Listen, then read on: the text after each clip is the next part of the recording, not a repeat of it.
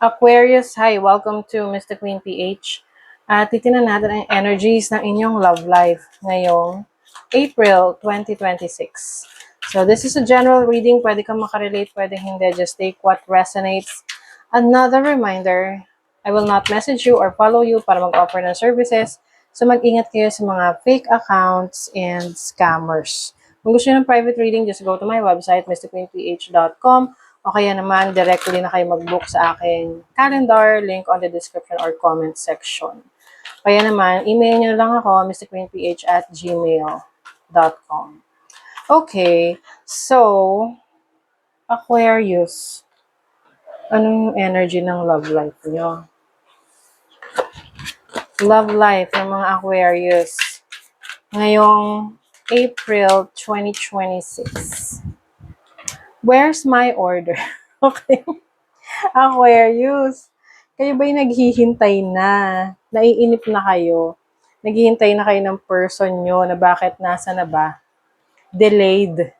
Delayed yung order nyo. Nasan na? Ayan o, sabi rito, divine timing. Huwag daw kayong magmadali. Kasi the more na nagmamadali kayo sa person na gusto nyo maging karelasyon, the more na napapahamak kasi kung sino-sino na lang, di ba?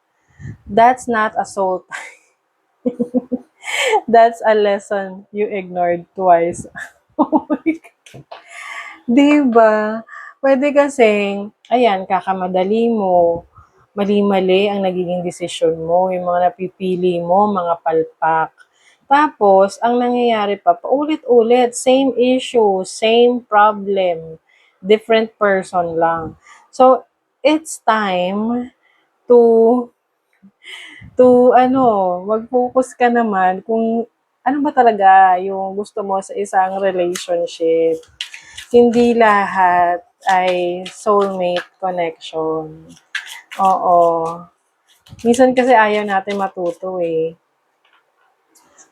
Kailangan pa maraming heartbreaks, maraming failures bago tayo matuto. Okay, delete the text, block the number, reclaim your peace. Ayan, ito yung energy ng ex. Kasi pwede namang, bumabalik pa rin. Alam mo yun, nagpaparamdam pa rin. Pero hindi ka kasi nagkakaroon ng peace of mind. 'Di ba? O, i-reclaim mo na yung peace na yan, i-block mo na yung person. Tapos, ang nangyayari, maghihintay ka, block mo nga. Tapos, unblock mo. Tapos, wala pa rin palang message. Okay, what else, Aquarius? Temperance. Yan, ito yung sinasabi kong patience. Yung iba kasi nagmamadali. Nasaan na yung partner ko? Tumatanda na ako. Hindi ka naman naglalabas. 'Di ba? Hindi ka nakikipag-interact. Nasa isip mo pa rin yung ex mo. 'Di ba? So, paano darating? So, you have to be patient. And also, ang temperance is working on yourself, no? This is also about healing. Ano ba yung kailangan i-heal mo? With the Nine of Pentacles, you have to focus on yourself. I-divert mo yung attention mo sa sarili mo. O, improve mo yung physical appearance mo, be healthier, 'di ba? Self-love, self-care, and the right person will come. Ayan. With the King of Swords. This is also your energy or pwedeng energy nito ng person na you are dealing with. So, meron ditong Sagittarius and also air sign, Gemini, Libra, Aquarius. Meron makakapansin sa'yo eh. Oo. Feeling ko merong interesado sa'yo, kaya lang hindi mo napapansin. Kasi sa iba, nakafocus yung attention mo. Let's see what else, Aquarius. Oh, 'di ba? You are attracting the right person at the right time in your life. Darating 'yun sa'yo. Meron nagkakagusto sa'yo, attracted sa'yo. Kaso nga, iba yung focus mo. A new adventure in love is coming. O, get ready na. Merong bagong adventure sa love. Ikaw na lang yung hinihintay na mag-say yes. Ikaw na lang yung hinihintay na mag-explore. Kasi syempre, hindi naman yan pupunta sa bahay mo, kakatok na, uy, Aquarius. Gusto mo ba ng love life? Ano yon? Turon? na nilalako, kaya balot, 'di ba?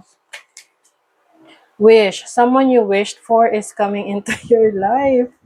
Aquarius, ayan na, parating na, 'di ba? Kaya i-let go mo na 'yan, yung mga lessons learned mo. Sino ba yung mga 'yan? Yung mga ex mo na 'yan. Block mo na. Oh, mag-move ka na daw, move on. A long walk is good for the soul. Get outside and allow Mother Nature to lift your spirits. Yes. Minsan kasi naisip mo, nasa na yung person ko? Bakit ganito? Kailangan mo nga lumabas. Oo. And also, hindi naman to minamadali. Oo, connect with nature. Ground yourself para mas magkaroon ka ng clarity. Okay? So that is your reading, Aquarius. Thank you so much. See you again.